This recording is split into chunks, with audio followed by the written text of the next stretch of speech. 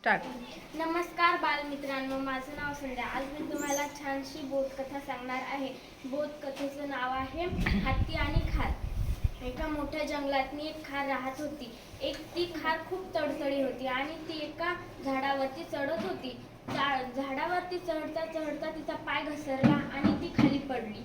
पडल्यानंतर तिला काही उठता आलं नाही. मग ती जोरजोरशी ओरडत होती, अरे मला वाचवा, अरे मला वाचवा. तिकडून डोलत डोलत हत्तीदादा येत होता. हत्तीदादा म्हटला की अगं काय झालं? ती म्हटली की हत्तीदादा मला वाचव, मला वाचव.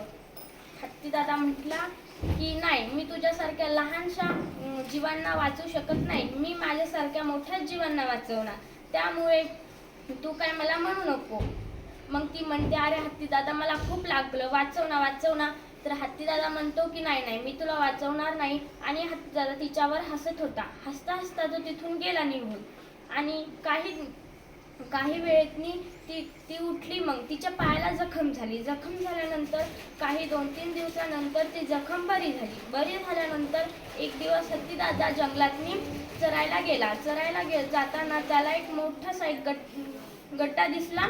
त्या गड्ड्यामध्ये पाला पाचवा होता, त्यामुळे वरी सगळं झाकेल होतं. मग तो हत्तीदादाला काही दिसलं नाही. मग हत्तीदादा गेला पुढे पुढे आणि बदकन त्या गड्ड्यात पडला.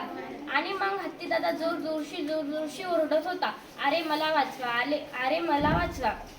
तिकडून खारुताई आली आणि बघितलं तर त्या गड्ड्यात वाकून तो तिच्यात होता हत्ती. मग ती म्हटली की अरे हत्तीदादा, तू या गड्ड्यात कसं काय पडला?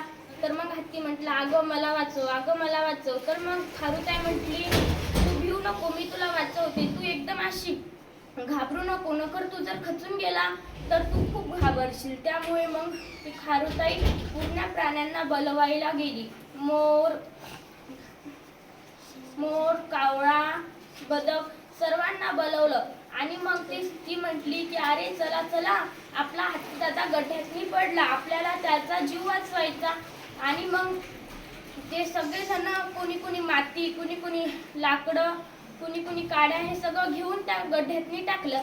आणि मग त्या गड्ड्यातनी टाकता गड्डा खूप वरती आला.